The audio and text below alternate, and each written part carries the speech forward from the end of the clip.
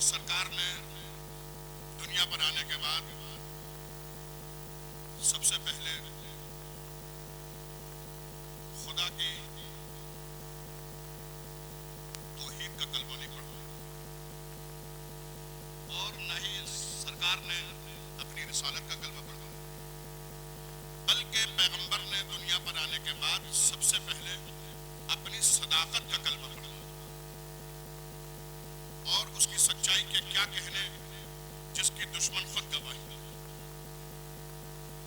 پیغمبر نے ابو جہل اور ابو لہب سے پوچھا کہ یہ بتاؤ کیا میں نے کبھی جھوٹ بولا؟ اے ابو جہل تو بتا کیا میں نے کبھی جھوٹ بولا؟ کہ نہیں عبداللہ کے بیٹے ابو طالب کے بھتیجے، آپ نے کبھی جھوٹ نہیں بولا، آپ امین ہیں، آپ صادق ہیں، آپ سچے ہیں۔ ابو لہب تو بتا کیا میں نے کبھی جھوٹ بولا؟ کہ نہیں عبداللہ کے بیٹے ابو طالب کے بھتیجے، آپ نے کبھی جھوٹ نہیں بولا، آپ امین ہیں، آپ صادق ہیں، آپ سچے ہیں۔ پیغمبر نے کہا اچھا اگر مجھے صادق مانتے ہو، سچا مانتے ہو، تو یہ بتاؤ اگر میں یہ کہوں یہ جو سامنے پہاڑی ہے اس کے پیچھے فوج آ رہی ہے تو تم مان لو گے؟ دونوں نے ایک زبان ہو کر کہا عبداللہ کے بیٹے ابو طالب کے بھتیجے اگر آپ یہ فرمائیں یہ جو سامنے پہاڑی ہے اس کے پیچھے فوج آ رہی ہے تو ہم مان لیں گے، تسلیم کر لیں گے، قبول کر لیں گے۔ پیغمبر نے فرمایا اگر میرے کہنے پر اگر میں یہ کہوں کہ وہ جو سامنے پہاڑی ہے اس کے پیچھے فوج آ رہی ہے اور تم دونوں وہاں جاؤ اور جا کر دیکھو وہاں پر فوج نہ ہو تو کیا کہو گے؟ دونوں نے ایک زبان ہو کر کہا عبداللہ کے بیٹے ابو طالب کے بھتیجے اگر آپ یہ فرمائیں کہ سامنے پہاڑی ہے اس کے پیچھے فوج آ رہی ہے اور ہم وہاں پر جائیں اور جا کر دیکھیں وہاں پر فوج نہ ہو تو ہم یہی کہیں گے کہ ہم اندھے ہیں لیکن آپ سچے ہیں۔ ایک سلام پڑھیے محمد و آل محمد پر۔ آپ حضرات تھوڑا سا اور آگے کو آ جائیے۔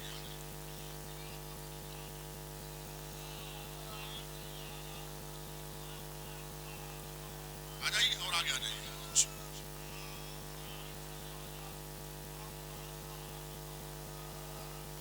تو اتنا سچا مانتی ہے دنیا پیغمبر اور سب کچھ مانا پیغمبر کے کہنے سے۔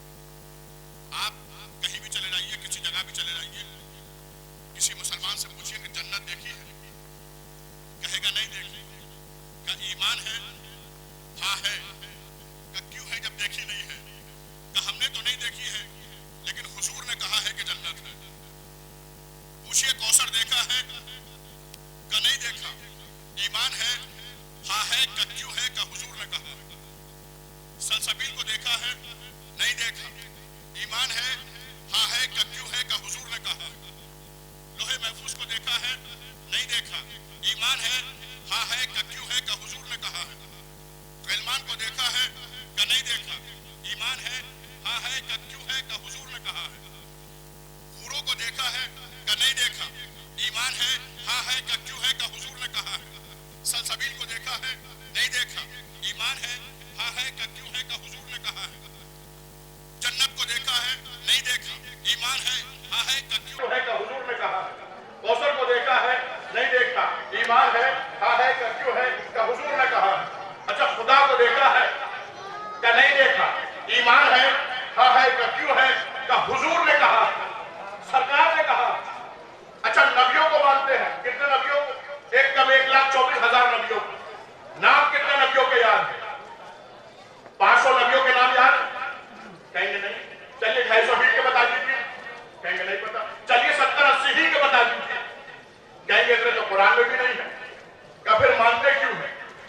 उनको मानिए जिनके नाम मालूम है, जिनके पते मालूम है, जिनके एड्रेस मालूम है। कहने नहीं मौलाना हमें इससे मतलब नहीं है कि कौन सा नबी कहां पर आया, किस जगह पर आया, क्या पैगाम लाया, क्या मकसद था, क्या रीजन था, क्या हदफ था। हमें तो हुजूर ने कहा है कि कल 1,24,000 नबी हैं, हम सबको मानेंगे, एक भी कम नहीं कर सकते। हमने कहा हम भी तो यही समझाना चाहते हैं कि पैगंबर जिसे बताएं उसे जरूर मानिए, लेकिन उसका भी इकरार कीजिए जिसे पैगंबर कदीर के मैदान में हाथों में बुलंद करके कहे मन कुल मौला हो फहाज़ा अलीउल मौला। इस्लाम है मोहम्मद वाले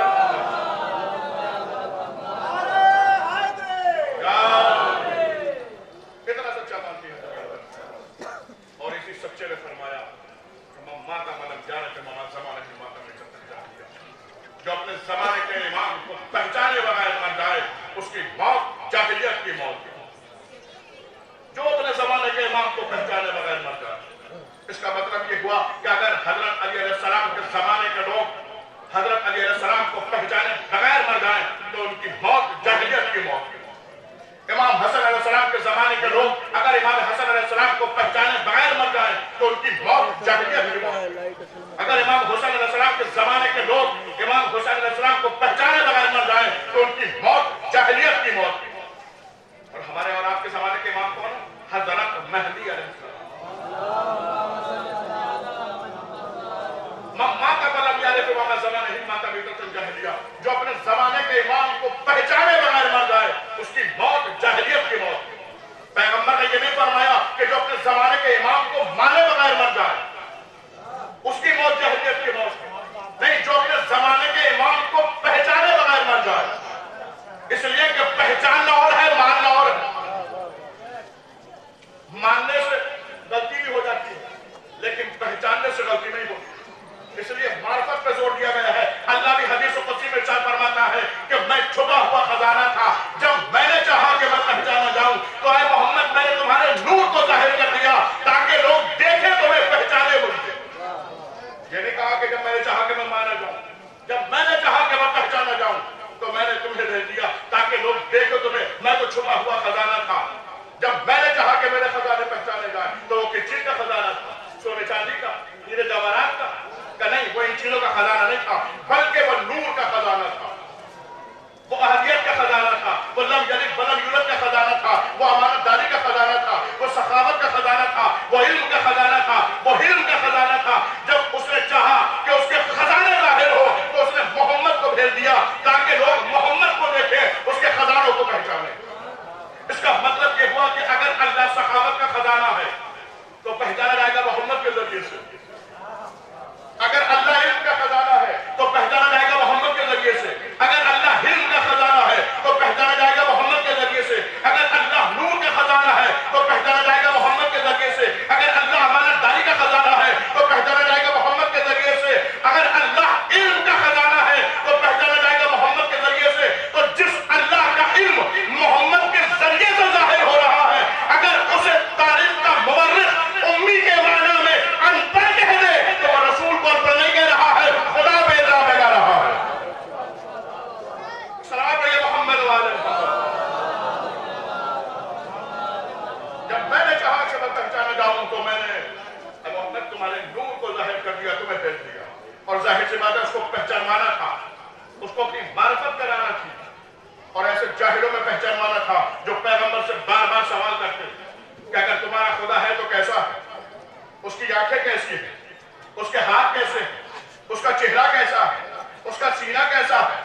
आवाज कुदरत आई मेरे महबूब, जब मैंने चाहा कि मैं पहचाना जाऊं तो मैंने तुम्हें भेज दिया। और जब ये अरब के बद्दू तुमसे सवाल करें कि तुम्हारा खुदा है तो कैसा है, उसके हाथ कैसे हैं, उसकी आंखें कैसी हैं, उसका चेहरा कैसा है, ए मेरे महबूब घबराना नहीं, इनसे कह देना अगर हाथ देखना है तो यदुल्लाह को देखो, आंखें देखना है तो अल्लाह को देखो, चेहरा देखना है तो अल्लाह को देखो।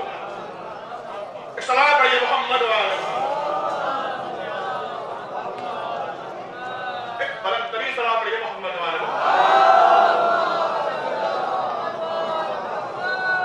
देखिए, एक जब नारा लगे और या अली कहा जाए, नारा हैप्पी लगे तो या अली कहने में न शर्माइए और अपनी आवाज को धीमी न कीजिए। इसलिए कि कोई इंसान कितना ही बड़ा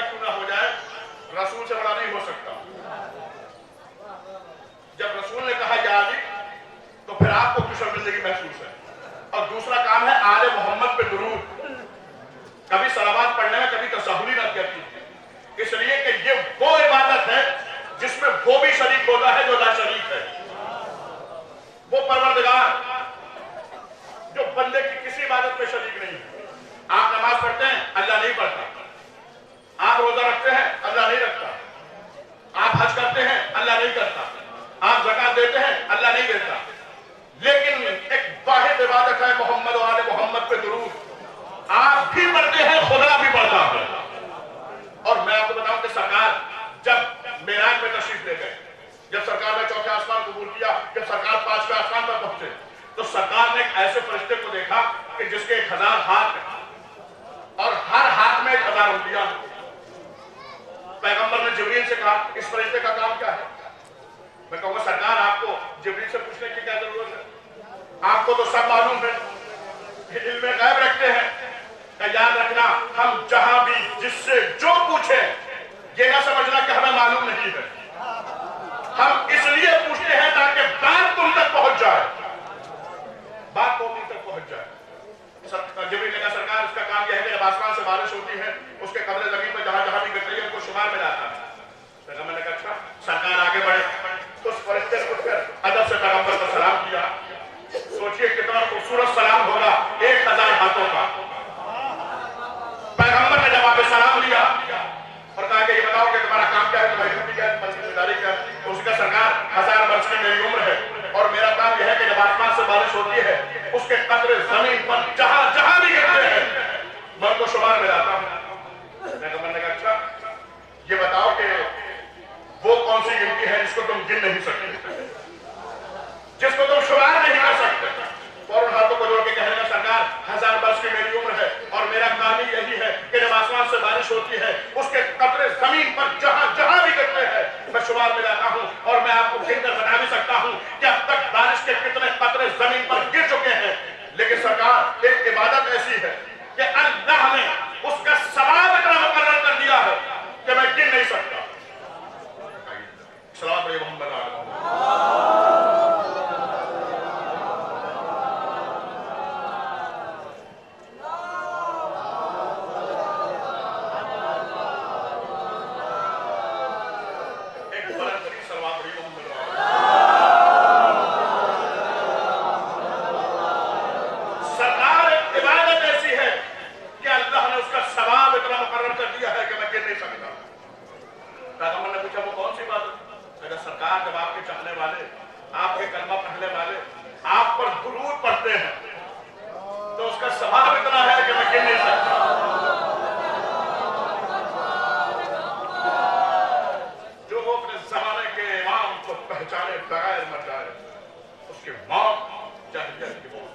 मानने के लिए नहीं कहा, मानने पे जोर नहीं, पहचानने पे।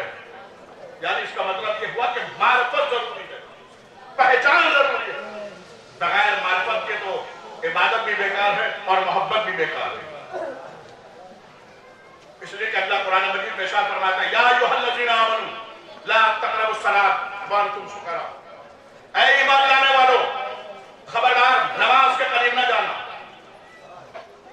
नमाज न पढ़ना। ये कुरान की आयत है कि कुरान में अल्लाह कह रहा है, या अय्युहल्लज़ीना आमनू ला तक़रबुस सलात, ऐ ईमान लाने वालों, खबरदार नमाज के करीब न जाना, नमाज न पढ़ना। कब न पढ़ना? व अंतुम सुकरा, जब तुम नशे की हालत में हो तो नमाज के करीब न जाना। ये नशा करने वाले को नमाज से क्यों रोका? क्या इसलिए कि इंसान जब नशे में होता है तो उसे मालूम नहीं रहता कि वो कर क्या रहा, वो क्या अमल अंजाम दे रहा है।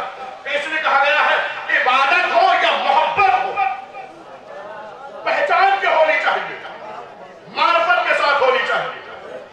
बगैर मारिफत के तो मोहब्बत भी बेकार। अब हम अहले बैत से क्यों मोहब्बत करते हैं? इसलिए कि शियों में पैदा हो गए, सब करते हैं तो हम भी करते हैं। उनके दुश्मनों से अदावत क्यों रखते हैं? इसलिए कि सब लानत करते हैं तो हम भी कहते हैं बेशुमार। नहीं, बाप दादा का अमल बाप दादा के साथ है।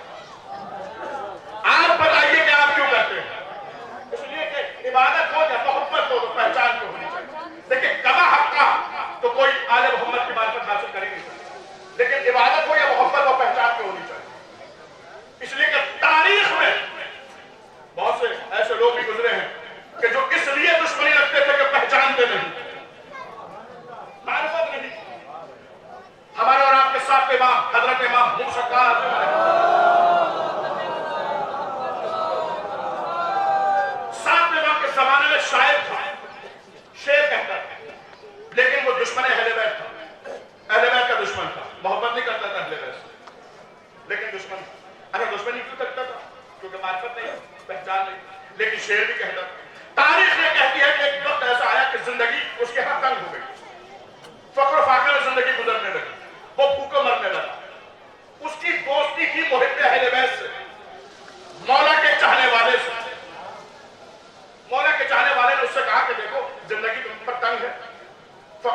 तुम्हारी जिंदगी गुजर रही है, तुम ऐसा करो अली की मदह में कुछ शेर कह दो, और शेर कहने के बाद तुम साथ इमाम के पास चले जाना और तुम उनके दादा की मदह में उनको शेर सुना देना, वो तुम्हें कुछ नवाज देंगे, तुम्हारा फाका टूट जाएगा। कहने लगे तुम जानते हो कि मैं अहले बैत से मोहब्बत नहीं करता। कहा मुझे मालूम है, लेकिन मेरे मौला बहुत करीम है, अपनों को भी देते हैं, गैरों को भी देते हैं, दोस्तों को भी देते हैं, दुश्मनों को भी देते हैं। कहने लगा ठीक है, देखूंगा, सोचूंगा। वक्त गुजरा, जब और ज्यादा जिंदगी उस पर तंग हुई, जब और ज्यादा भूखों मरने लगा, तो मुहिब अहले बैत की बात याद आई। घर पहुंचा, घर के हुजरे में पहुंचा और हुजरे को बंद किया। अकेला है हुजरे में, कोई भी नहीं, हुजरे को बंद किया, कलम उठाया, कागज उठाया, अली की मदह में 3 शेर कहे और तीनों शेर को कागज पे लिखा और पर्चे को बंद किया, जेब में रखा और सीधा साहब इमाम की बारगाह में। और जाने के बाद कहने लगा फर्जंद रसूल, आप जानते हैं कि मैं आपसे मोहब्बत नहीं करता। जुमला सुनिएगा, इमाम ने फरमाया हमें मालूम। कहने लगा मैं आपके खानदान को दोस्त नहीं रखता। इमाम ने फरमाया हमें मालूम। कहने लगा कि फिर मैं आपके दादा अली की मदह में 3 शेर कह के लाया हूं। इमाम ने फरमाया हमें यह भी मालूम है। इमाम ने फरमाया हमें यह भी मालूम है। अब हैरान हो गया और हैरान हो गया, कहने लगा ये आपको कैसे पता? ये तो किसी को नहीं मालूम, ये तो किसी को खबर नहीं, या तो मैं जानता हूं या खुदा जानता है। ये किसी को इल्म नहीं है, इसलिए कि जब मैंने शेर कहे थे हुजरे को बंद कर दिया, हुजरे में कोई नहीं था। आपको कैसे पता? इमाम ने फरमाया अच्छा, एक मिसरा तू पढ़, एक मिसरा मैं पढ़ता हूं। एक मिसरा उसने पढ़ा, एक मिसरा इमाम ने पढ़ा। जब तीनों शेर मुकम्मल हो गए तो मौला के कदमों पे हाथों को रख के कहने लगा फर्जंद रसूल, ये बताइए कि आपको पता कैसे चला कि मैंने आपके दादा अली की मदह में शेर कहे हैं? इमाम ने फरमाया सुन, दुनिया में जहां कोई भी हमारी मदह में शेर कहता है, लफ्ज सबसे पहले हमसे इजाजत लेते हैं। सलाम पढ़िए मोहम्मद वाले।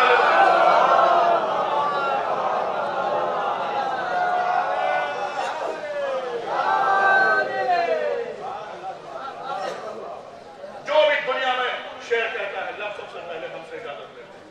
अच्छा, ये लफ्ज इमाम से इजाजत क्यों लेते हैं? लफ्ज इमाम से इजाजत क्यों लेते हैं? इसलिए कि मासूम की हदीस है, इमाम ने फरमाया कि जो हमारी मदह में एक बैत कहता है, अल्लाह जन्नत में उसके लिए एक घर तैयार कर देता है। इसका मतलब यह हुआ कि शायद शेर नहीं कह रहा, जन्नत में घर बनवा रहा, और घर बगैर मालिक की मर्जी के बिका नहीं करते, इसलिए लफ्ज इजाजत मांगते।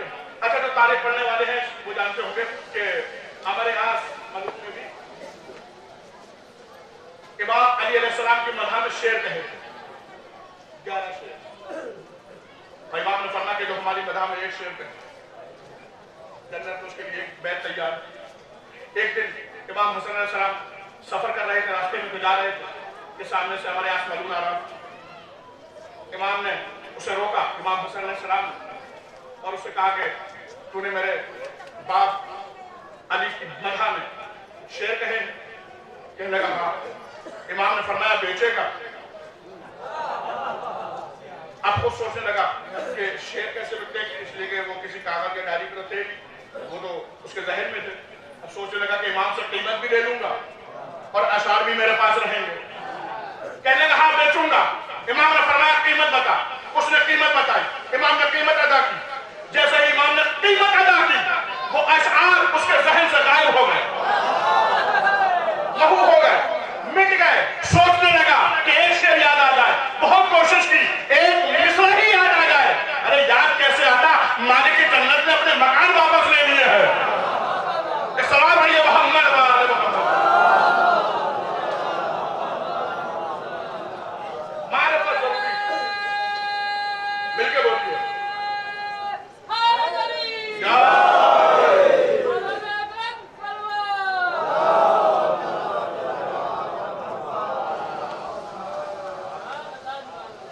इसलिए कि इबादत हो या मारिफत हो, इबादत हो या मोहब्बत हो,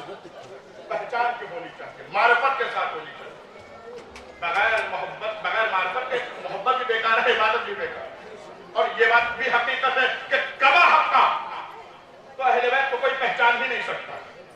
اس لیے کہ امام کی حدیث نے فرمایا ہے کہ ہمارے فضائل ہر کوئی برداشت نہیں کر سکتا.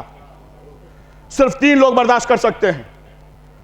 ملک مقرب یعنی فرشتوں میں وہ فرشتہ جو ملک مقرب ہو، ہر فرشتہ بھی برداشت نہیں کر سکتا. نبیوں میں وہ نبی آل محمد کے فضائل برداشت کر سکتے ہیں جو نبی مرسل ہو، ہر نبی بھی برداشت نہیں کر سکتا. اور انسانوں میں یعنی مومنین میں ہر مومن آل محمد کے فضائل برداشت نہیں کر سکتا.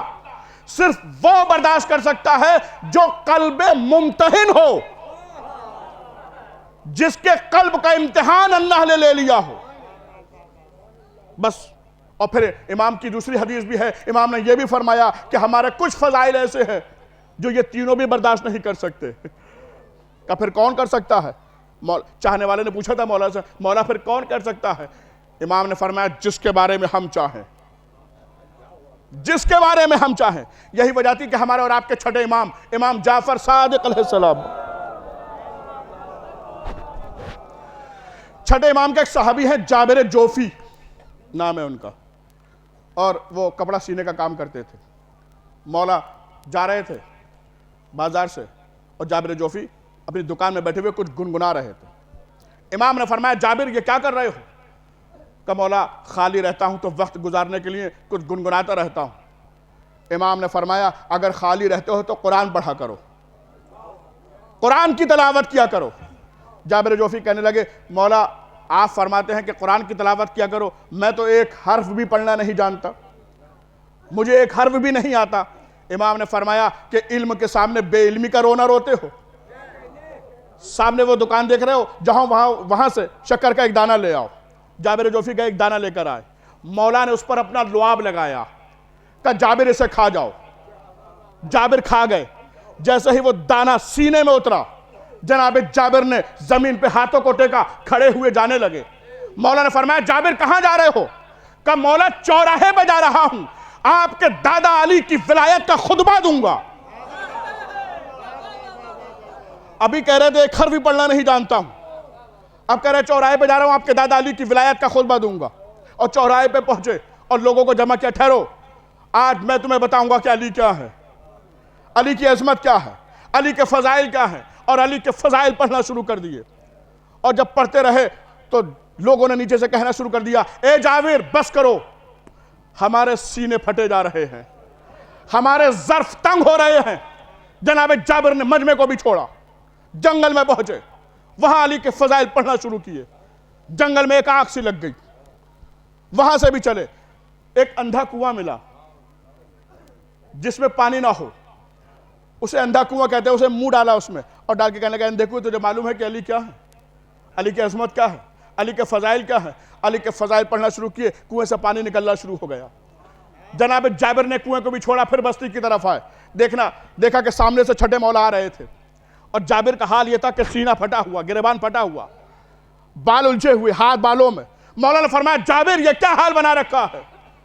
کہ مولا آپ کے دادا علی کے فضائل کا سمندر سینوں میں موجیں مار رہا ہے اور کوئی آپ کے دادا کے فضائل برداشت نہیں کر پا رہا ہے. امام نے فرمایا جابر رات کی تنہائی میں ملنا. جب رات ہوئی تو مولا نے جابر کا ہاتھ پکڑا، ایک غار میں لے گئے اور بلندی پہ جابر کو بٹھایا اور کہا جابر دنیا میں کوئی بھی ایسا نہیں ہے جو ہمارے دادا کے فضائل برداشت کر سکے. تم پڑھو اور ہم اپنے دادا کے فضائل سنیں گے. ایک صلوات پڑھیے محمد و آل محمد پر.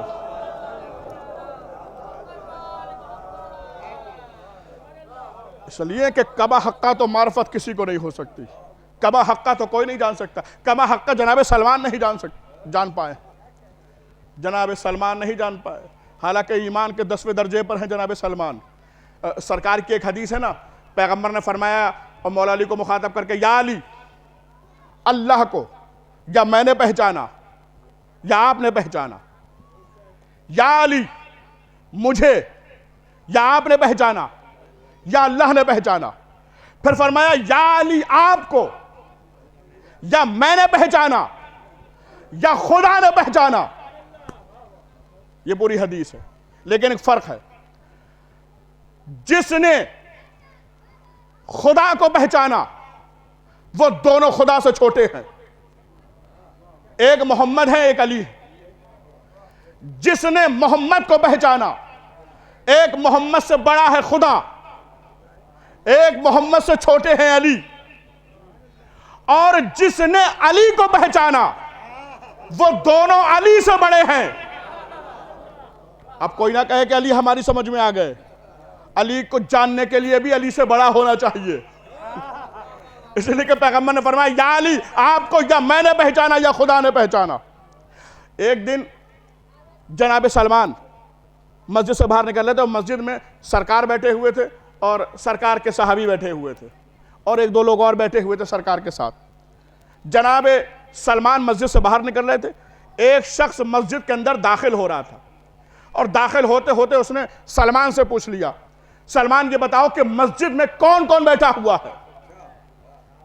جناب سلمان نے کہا کہ حضور بیٹھے ہیں، اور فلاں بیٹھے ہیں، فلاں بیٹھے ہیں، اور ایک ایسا شخص بیٹھا ہے جسے میں نہیں پہچانتا۔ وہ آنے والا یہ سمجھا کہ ہو سکتا ہے کوئی باہر سے آیا ہو جسے سلمان نہ جانتے ہو۔ وہ مسجد کے اندر داخل ہوا تو دیکھا کہ پیغمبر بیٹھے ہیں، جس کے نام بتائے تھے وہ بیٹھے ہیں، اور مولا علی بیٹھے ہیں، حضرت علی علیہ السلام تشریف فرما ہے۔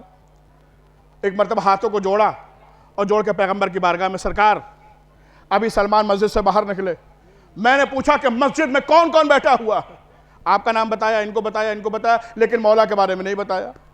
کہا کہ ایک ایسا شخص بیٹھا ہوا ہے جس کو میں نہیں پہچانتا۔ کہ اچھا بلاؤ سلمان کو۔ کیا سلمان علی کو نہیں پہچانتے، علی کو نہیں جانتے؟ سلمان آئے، مولا نے فرمایا، پیغمبر نے، سلمان یہ تم نے کیا کہا ہے؟ کیا تم علی کو نہیں جانتے؟ کیا تم علی کو نہیں پہچانتے؟ سلمان نے ہاتھوں کو جوڑ کے کہا، سرکار میں نے کیا کہا ہے؟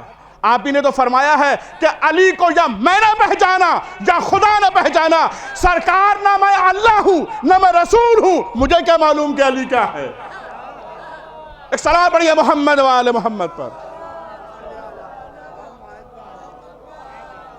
معرفت ضروری ہے، پہچان ضروری ہے، اور جب معرفت ہو جاتی ہے، جب دل میں معرفت اتر آتی ہے، جب انسان عارف ہو جاتا ہے، تو پھر اللہ کی آواز آتی ہے، فَاسْکُرُونِی یَذْکُرْکُم۔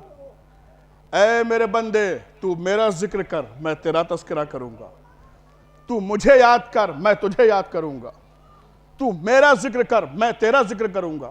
اچھا یہ جو اللہ قرآن میں کہہ رہا ہے، اے میرے بندے تو میرا ذکر کر، میں تیرا ذکر کروں گا، تو کیا پروردگار ہماری عبادت کا محتاج ہے؟ اے پالنے والے، کیا تجھے ہمارے سجدے چاہیے؟ کیا تجھے ہمارے رکوع چاہیے؟ کیا تجھے ہماری عبادت چاہیے؟ ہم تجھے سجدہ کرے تب بھی تو اللہ ہے، ہم تجھے سجدہ نہ کرے تب بھی تو اللہ ہے۔ ہمارے سجدہ کرنے سے تیری توحید میں کوئی اضافہ نہیں ہوگا، اور ہمارے سجدہ کرنے سے نہ تیری توحید میں کوئی اضافہ ہوگا، نہ کرنے سے تیری توحید میں کوئی کمی نہیں آئے گی، کمی آئے گی۔ کیوں کہہ رہا ہے کہ اے میرے بندے تو میرا ذکر کر، میں تیرا تذکرہ کروں گا؟ آواز قدرت آئی ہے، اے میرے بندے خبردار، اس تکبر میں نہ رہنا، اس گھمنڈ میں نہ رہنا کہ مجھے تیری عبادت چاہیے، تیری نمازیں چاہیے، تیرے روزے چاہیے، تو مجھے سجدہ کرے تب بھی اللہ ہے، تو مجھے سجدہ نہ کرے تب بھی اللہ ہے، اور تیرے سجدہ کرنے سے میری توحید میں کوئی اضافہ نہیں ہوگا، تیرے سجدہ نہ کرنے سے میری توحید میں کوئی کمی نہیں آئے گی۔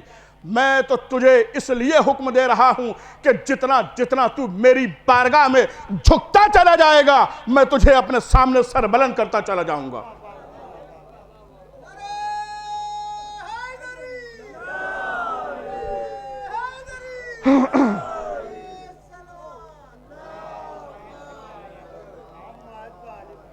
اور اے میرے بندے، چونکہ میں نے حکم دیا ہے کہ تو میرا ذکر کر، میں تیرا تذکرہ کروں گا، جب تو میرا ذکر کرے گا تو میں تیرا ذکر کروں گا، لیکن فرق رہے گا، تو میرا ذکر صرف زمین پر رہ کر کرے گا۔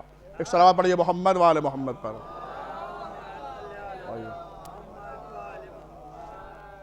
ایک بلند ترین صلوات پڑھیے محمد و آل محمد پر۔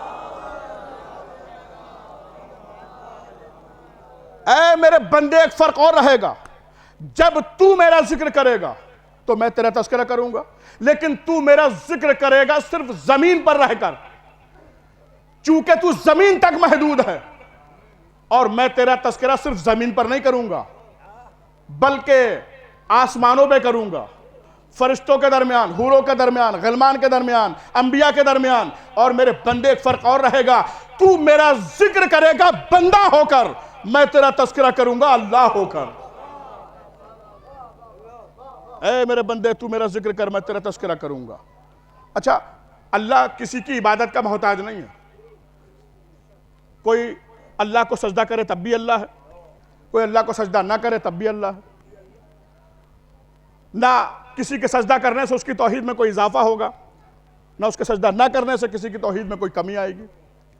وہ جو حکم دے رہا ہے تو وہ کسی کی عبادت کا محتاج نہیں، نہ کرے کوئی اس کا سجدہ. یہ اللہ کی صفت ہے کہ اللہ کسی کی عبادت کا محتاج نہیں ہے. اور یاد رکھیے گا کہ اللہ کی صفت کے مالک ہیں محمد و آل محمد.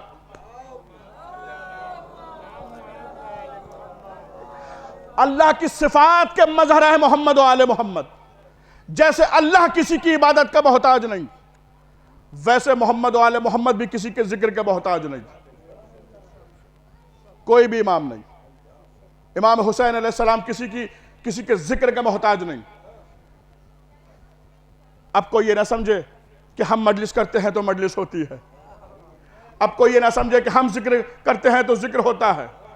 کوئی نہ کرے امام حسین علیہ السلام کا ذکر، پوری دنیا خاموش ہو جائے، امام حسین علیہ السلام کا ذاکر تو خود اللہ ہے. امام حسین علیہ السلام کسی کے ذکر کے محتاج نہیں ہے. اچھا، ایک عجیب بات ہے، لوگ ہر چیز پہ اعتراض کر دیتے ہیں کہ جی مجلسوں سے امام حسین علیہ السلام کو کیا فائدہ، عزاداری سے امام حسین علیہ السلام کو کیا فائدہ، شب بیداریاں کرنے سے امام حسین علیہ السلام کو کیا فائدہ، ماتم کرنے سے امام حسین علیہ السلام کو کیا فائدہ. ٹھیک ہے، چلیے کوئی فائدہ نہیں، لیکن آپ یہ بتائیے کہ آپ کی نمازیں پڑھنے سے اللہ کو کیا فائدہ، آپ کے روزہ رکھنے سے اللہ کو کیا فائدہ، آپ کے حج کرنے سے اللہ کو کیا فائدہ. اور یہ آپ سے کس نے کہا ہے کہ یہ عزاداری، یہ ماتم، یہ جلوس، یہ شب بیداری ہم امام حسین علیہ السلام کے فائدے کے لیے کرتے ہیں؟ نہیں، اس میں امام حسین علیہ السلام کا کوئی فائدہ نہیں ہے، اس میں ہمارا ہی فائدہ ہے، اور بہت بڑا فائدہ ہے. میں مثال سے بات کو واضح کرتا ہوں. جناب ابراہیم، کس نے نام نہیں سنا جناب ابراہیم کا؟ اولو العزم نبی ہیں، امام ہیں، صاحب شریعت ہے، صاحب کلمہ. جناب ابراہیم کو آگ میں ڈالا گیا، نمرود نے آگ میں ڈلوایا. کیسی آگ؟ کیا آسمان سے باتیں کر رہی تھی؟ اتنی آگ تھی اگر اونچائی سے کوئی پرندہ بھی ادھر سے گزر جائے تو جل کر راکھ ہو جائے، ایسی آگ. اس آگ میں جناب ابراہیم کو ڈالا گیا. تاریخ یہ کہتی ہے کہ جب جناب ابراہیم کو اس آگ میں ڈالا گیا تو کائنات کا سب سے چھوٹا پرندہ شہد کی مکھی اپنے منہ میں ایک بوند پانی لے کے چلی، بہت تیزی کے ساتھ تنور کی طرف. کسی نے روک کے پوچھا کہاں جا رہی ہے اتنی تیزی کے ساتھ؟ کہ وہ جناب ابراہیم کو آگ میں ڈالا گیا ہے، میں پانی لے کے جا رہی ہوں. توجہ. کہا کہ تیرا دماغ خراب ہے کیا؟ تیرے ایک بوند پانی سے آگ بجھ جائے گی؟ ابراہیم بچ جائیں گے؟ اس نے کہا مجھے اس سے مطلب نہیں، آگ بجھے یا جلتی رہے، نہ بجھے، ابراہیم جلے یا بچے، مجھے اس سے مطلب نہیں. کہ جب تیرے ایک بوند پانی سے آگ بجھ نہیں سکتی، ابراہیم بچ نہیں سکتے، تو پھر تو ایک بوند پانی لے کے کیوں جا رہی ہے؟ کہ میں اس لیے لے کے جا رہی ہوں تاکہ دنیا والوں کو پتہ چل جائے میں نمرود والوں میں سے نہیں ہوں، میں ابراہیم والوں میں سے ہوں. اس لیے کہ عمل سے پتہ چلتا ہے کہ کون کس کی طرف ہے، تاکہ دنیا جان لے کہ میں نمرود والوں کی طرف نہیں ہوں، میں تو ابراہیم والوں کی طرف ہوں. اب ہماری مجلسوں سے امام حسین کو کوئی فائدہ ہو یا نہ ہو، ہماری شب بیداریوں سے امام حسین کو کوئی فائدہ ہو یا نہ ہو، ہمارے ماتم کرنے سے امام حسین علیہ السلام کو کوئی فائدہ ہو یا نہ ہو، ہمارے جلوس نکالنے سے امام حسین علیہ السلام کو کوئی فائدہ ہو یا نہ ہو، لیکن دنیا والوں کو اتنا تو معلوم ہو جائے گا کہ ہم یزید والوں میں سے نہیں ہیں، ہم حسین والوں میں سے ہیں. ایک صلوات پڑھیے محمد و آل محمد پر.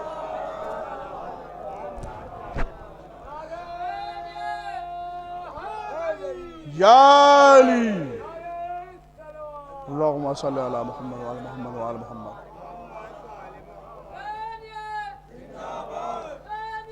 زندہ باد.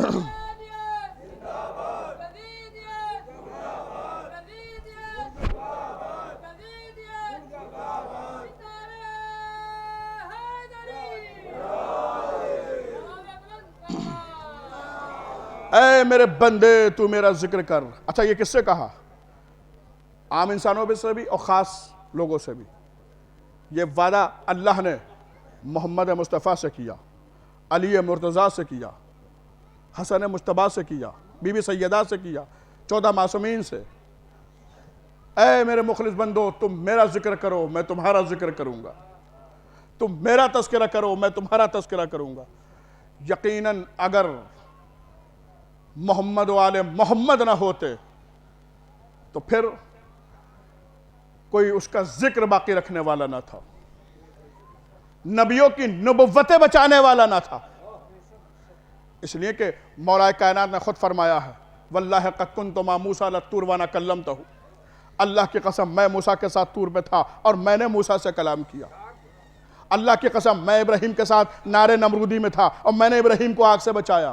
اللہ کی قسم میں عیسیٰ کے ساتھ ان کی ماں کی گود میں تھا اور میں نے عیسیٰ کو انجیل پڑھائی. اللہ کی قسم میں یوسف کے ساتھ ان کے کنویں میں تھا اور میں نے یوسف کو کنویں سے نکال کر مصر کے تخت پہ بٹھا دیا. اللہ کی قسم میں موسیٰ کے ساتھ دریائے نیل میں تھا اور میں نے موسیٰ کو دریائے نیل پار کرایا. اگر علی ابن ابی طالب نہ ہوتے تو کوئی نہ نبیوں کی نبوتیں بچا پاتا اور نہ کوئی ان کے دعووں کی دلیل دے پاتا. جناب ابراہیم کا واقعہ پڑھیے قرآن میں موجود ہے کہ نمرود کہہ رہا ہے کہ خدا وہ ہے، خدا میں ہوں، خدا وہ نہیں ہے جس کو آپ مانتے ہیں، جس کو آپ کہتے ہیں. جناب ابراہیم نے کہا کہ خدا تو نہیں ہے، خدا تو وہ ہے جسے میں جھکتا ہوں، جسے میں مانتا ہوں. تو کہنے لگا اے ابراہیم یہ بتائیے کہ آپ کا خدا کیا کرتا ہے؟ جناب ابراہیم نے کہا کہ میرا خدا سورج کو مشرق سے نکالتا ہے مغرب میں غروب کرتا ہے. اور اگر تو بھی خدا ہے. اچھا 2 دعوے پیش کیے ہیں. پہلا دعویٰ یہ تھا جناب ابراہیم کا میرا خدا وہ ہے جو زندے کو مردہ کرتا ہے مردے کو زندہ کرتا ہے. کہنے لگا نمرود یہ کون سی بڑی بات ہے، یہ تو میں بھی کر سکتا ہوں. اس نے اپنے قید سے 2 قیدی منگوائے، ایک کو آزاد کرنا تھا اسے قتل کر دیا، جسے قتل کرنا تھا اسے آزاد کر دیا. کہنے لگا دیکھا زندگی اور موت تو میرے ہاتھ میں بھی ہے، جسے موت دینا تھی میں نے اسے زندگی دے دی، جسے زندگی دینا تھی میں نے اسے موت دے دی. جناب ابراہیم نے کہا اچھا پھر سن میرا خدا وہ ہے جو سورج کو مشرق سے نکالتا ہے مغرب میں غروب کرتا ہے. اگر تو بھی خدا ہے تو سورج کو مغرب سے نکال. مشرق سے نہیں کہا، مغرب سے کہا. یہ جناب ابراہیم کا دعویٰ ہے، کسی بنی بکال کا دعویٰ نہیں ہے. جناب ابراہیم کہہ رہے ہیں کہ اگر تو بھی خدا ہے. میں ہاتھوں کو جوڑ کے کہوں گا اللہ کے نبی آپ کیا فرما رہے ہیں کہ اگر تو بھی خدا ہے تو سورج کو مغرب سے نکال. یعنی سورج کو مغرب سے نکالنا خدا ہونے کی دلیل. وہ تو کافر تھا، مبہوت ہو گیا، جواب نہ دے سکا. لیکن جب وقت آدھا گزرا تو علی ابن ابی طالب علیہ السلام نے سورج کو مغرب سے نکال کر اپنے دادا ابراہیم کے دعوے کی دلیل بھی دی اور فوراً سجدہ بھی کر لیا تاکہ دنیا جان لے خدا میں نہیں ہوں، خدا تو وہ ہے جسے میں سجدہ کرتا ہوں. صلوات پڑھیے محمد و آل محمد پر. صلوات پڑھیے محمد و آل محمد پر.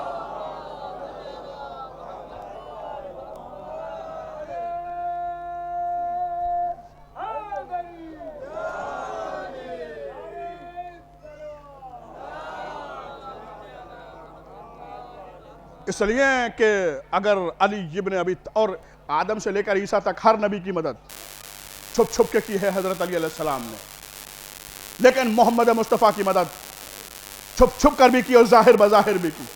وہ دور ہے کہ جب بچپن ہے علی ابن ابی طالب علیہ السلام کا اور جیب سے کھجور نکالتے ہیں، مٹھاس کو منہ میں رکھتے ہیں، گٹھلی کو جیب میں رکھ لیتے ہیں. یا علی آپ کو بھی کسی چیز کی ضرورت ہے؟ کہ نہیں مجھے کسی چیز کی ضرورت نہیں ہے، مگر میں عرب کے بدجوں کو بتانا چاہتا ہوں کہ دیکھو جب تم میری گٹھلی کا مقابلہ نہیں کر سکتے تو ذوالفقار کے مقابلے پہ نہ آنا. یہ علی ابن ابی طالب علیہ السلام بچپن میں مدد کر رہے ہیں. اور بس یہ بات سن لیجئے کہ مرہ ابن قیس یمن کا ایک بادشاہ ہے، بیٹھا ہوا ہے اپنے دربار میں تخت پہ، تمام درباری موجود ہیں اور مورخ اس کے باپ دادا کی اس کو سوانح حیات سنا رہا ہے. اے مرہ ابن قیس تیرے باپ کو مارا، تیرے دادا کو مارا، تیرے چچا کو مارا. کہ کس نے مارا؟ کہ علی ابن ابی طالب نے مارا. اتنا بے خبر تھا، کہنے کا کون؟ کہ ابو طالب کے بیٹے. کہا کہاں ہیں؟ میں ان سے جنگ کروں گا، میرے دادا کو مارا، میرے چچا کو مارا۔ کہا وہ تو نجف میں آرام فرما رہے ہیں۔ کہنے لگا نہیں، میں ان سے جنگ کروں گا، میرے دادا کو مارا، میرے چچا کو مارا۔ اور اس نے اپنا ایک لشکر تیار کیا اور لشکر کو لے کے چلا اور نجف کو چاروں طرف سے گھیر لیا، اعلان کرا دیا خبردار کوئی حرم کے اندر داخل نہ ہو، آج میں علی سے جنگ کروں گا، میرے باپ کو مارا، میرے دادا کو مارا، میرے چچا کو مارا۔ اور اس نے تلوار نکالی اور رجس پڑھتا ہوا حرم کے اندر داخل ہوا، اور دیکھنے والوں نے دیکھا کہ زری سے بجلی چمکی اور مرہ ابن قیس کے 2 ٹکڑے ہوئے۔ آپ جو مولا کی زیارت کرنے گئے ان سے پوچھئے گا، اور جو نہیں گئے مولا ان سب کو بلائیں۔ جب آپ جائیے گا تو دیکھیے گا جو خواتین کی طرف والا حصہ ہے وہاں آج بھی مولا علی کے حرم میں 2 انگلیوں کے نکلنے کے نشان ہیں۔ دیکھنے والوں نے دیکھا کہ جب مرہ ابن قیس رجس پڑھتا ہوا آگے بڑھا تو زری سے 2 انگلیاں نکلی اور مرہ ابن قیس کے 2 ٹکڑے ہو گئے اور دونوں ٹکڑے حرم میں گرے۔ ظاہر سی بات ہے جب 2 ٹکڑے ہوئے تو خون تو نکلنا چاہیے، خون تو نکلا ہوگا، خون تو گرا ہوگا۔ کہ یہی تو نجف کا معجزہ تھا کہ 2 ٹکڑے تو ہوئے لیکن خون کی ایک بوند بھی حرم کے اندر نہیں گری۔ جب اس کے دونوں ٹکڑوں کو اٹھا کے حرم کے باہر پھینکا گیا، خون نکلنا شروع ہو گیا۔ مولا نے بتا دیا یہاں نجاستیں نہیں آیا کرتی، حرم کے اندر نجاستیں نہیں آیا کرتی۔ ایک صاحب نظر نے ایک بات لکھی، کہا کہ نجف کا یاد بھی معجزہ ہے۔ کیا؟ ایک تو وہاں شراب نہیں جاتی، دوسرے وہاں کتے نہیں جاتے۔ ہاں وہاں کتے نہیں جاتے۔ اور نادر شاہ درانی واقعہ لکھا ہے کہ وہ لے کے گئے کتا، اور ہارون رشید کا واقعہ کہ وہ شکار پہ جب کتوں کو لے کے نکلا تو ہرن دوڑتے ہوئے جا کے مولا علی کی قبر پہ رک گئے لیکن کتے وہاں نہیں گئے، کتے نہیں پہنچے۔ نادر شاہ درانی جب کتوں کو گھسیٹتا ہوا لے کے گیا تو حدود حرم پہ پاؤں جما لیا، آگے نہیں بڑھے، آگے نہیں بڑھے، حرم کے اندر نہیں گئے کتے۔ دونوں واقعہ تاریخ میں موجود ہیں کہ ہارون رشید بھی کتوں کو لے کر گیا، اس کے کتے بھی نہیں گئے، نادر شاہ درانی بھی لے کے گیا، اس کے کتے بھی نہیں گئے۔ تاریخ نے ایک بات تو ثابت کر دی کہ کسی زمانے کا کتا ہو نجف نہیں جایا کرتا۔ یہ تاریخ کا واقعہ ہے، تاریخ ہے کسی زمانے کا۔ اس لیے کہ یہ علی ابن ابی طالب علیہ السلام، ایک بلند ترین صلوات پڑھیے ان کی عظمت پر۔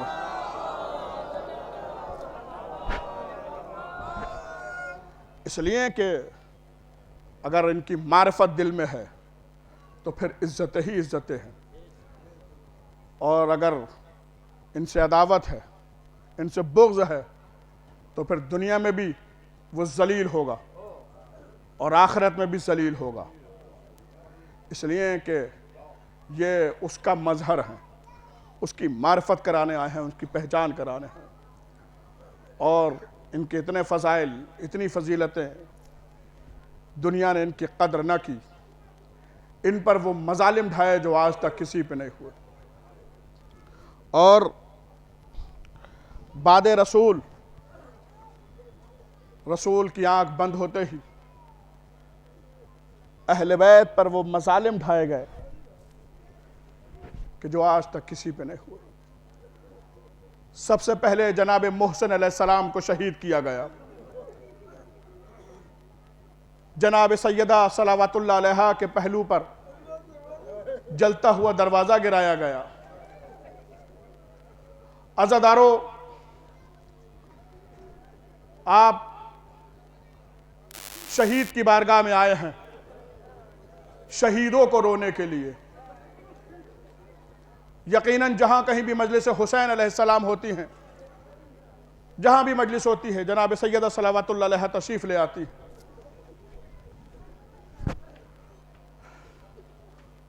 آیا ادھر یہ نام ادھر آنکھ تر ہوئی، پانی کو کتنا پیار ہے اب بھی حسین سے۔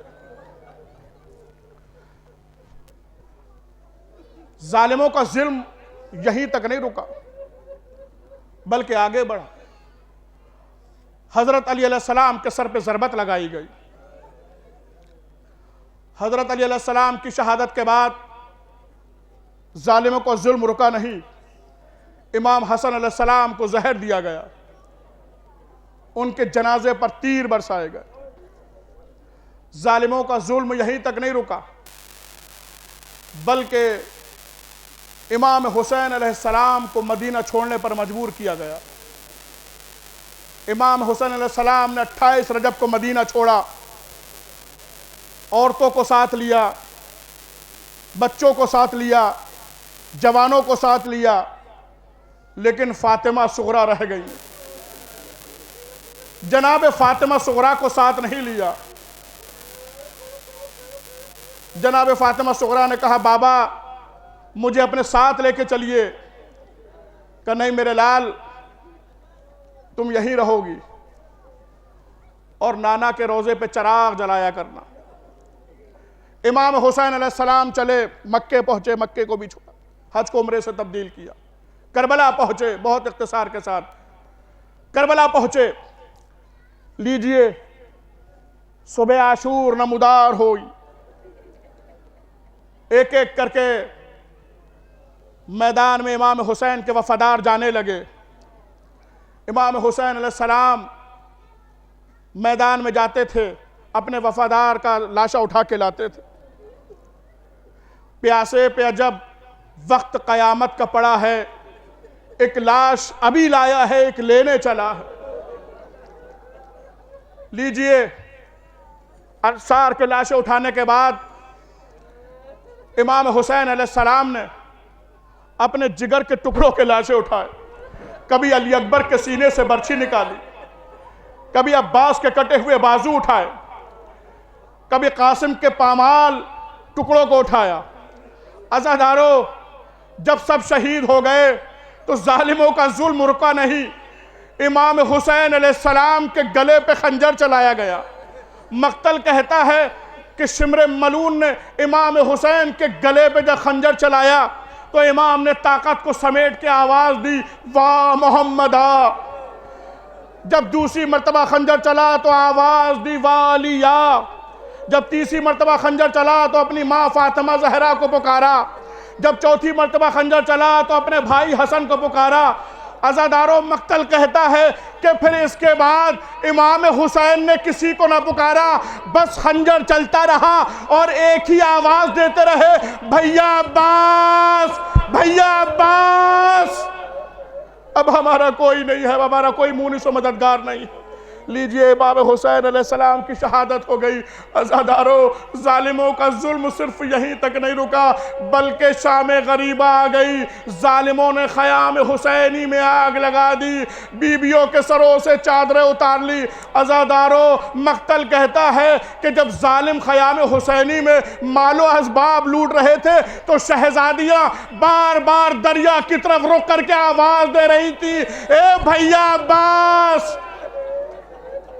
اب ہمارا کوئی مونس و مددگار نہیں ہے۔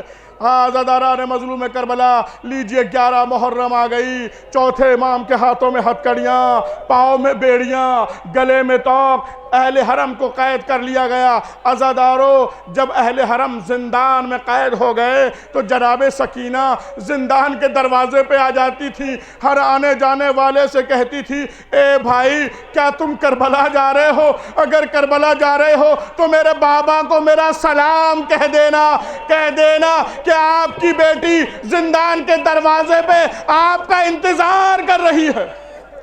عزاداران مظلوم کربلا، جناب سکینہ زندان میں اپنے باپ کو یاد کر کے رویا کرتی تھی، اپنے باپ کو یاد کیا کرتی تھی۔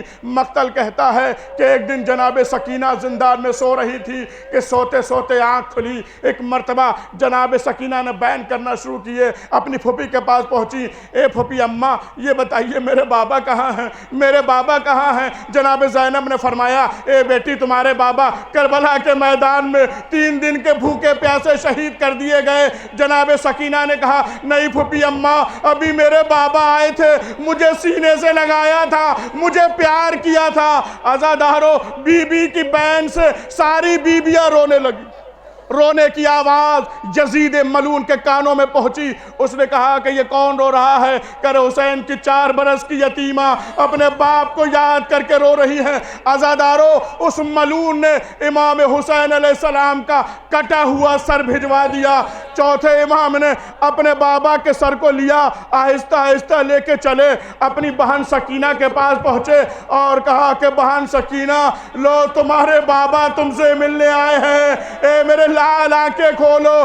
جناب سکینہ نے آنکھیں کھولی، اپنے باپ کے سر کو دیکھا، ہاتھوں کو پھیلا دیا، لائیے بھیا میرے بابا کے سر کو مجھے دیجئے۔ عزادارو، جناب سکینہ نے اپنے بابا کے سر کو لیا اور سینے پر رکھا اور بیان کرنا شروع کر دیے، اے بابا آپ کے بعد تماچے مارے گئے، اے بابا آپ کے بعد تازیانے مارے گئے، اے بابا آپ کے بعد کانوں سے بالیاں اتاری گئی، اے بابا آپ کے بعد سر سے چادر اتاری گئی۔ ایک مرتبہ جناب سکینہ نے اپنے بابا کے سر میں ہاتھ کو پھیرا اور پھیرنے کے بعد کہا، اے میرے مظلوم بابا، اے میرے پیاسے بابا، ذرا آنکھیں کھولیے اور دیکھ کر بتائیے کیا آپ نے 57 برس کی عمر میں کوئی ایسی بچی دیکھی ہے جس کے بال سفید ہو گئے ہوں؟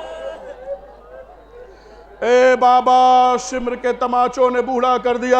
عزاداران مظلوم کربلا، جناب سکینہ اپنے باپ کو یاد کر کے اس دنیا سے رخصت ہو گئیں۔ بس 2 جملے اور سنیے، مجلس تمام ہے۔ جب اس قافلے کو رہائی ملی تو سب سے زیادہ جناب سکینہ بہت یاد آئیں۔ عزادارو، جب قافلہ چلنے کو تیار ہوا تو چوتھے امام آہستہ آہستہ چلتے ہوئے زندان شام میں پہنچے اور اپنے زخمی ہاتھوں کو اپنی بہن سکینہ کی قبر پہ رکھ کے کہا، اے بہن تمہارا غریب بھائی تم سے ملنے آیا ہے۔ بس جیسے یہ کہا تو قبر سکینہ سے آواز آئی، اے بھیا ایسا نہ کہیے، غریب آپ نہیں ہے، غریب تو میں ہوں۔ اس لیے کہ بھیا، ارے غریب تو وہ ہوتا ہے جسے وطن جانا نصیب نہ ہو۔ اے بھیا آپ تو وطن جا رہے ہیں، اے بھیا جب وطن جائیے گا فاطمہ صغریٰ کو میرا سلام کہہ دیجئے گا، کہیے گا اے فاطمہ صغریٰ اچھا ہوا جو تم کربلا نہیں آئیں، ورنہ شمر کے تماچے لگتے، شمر کے تازیاں۔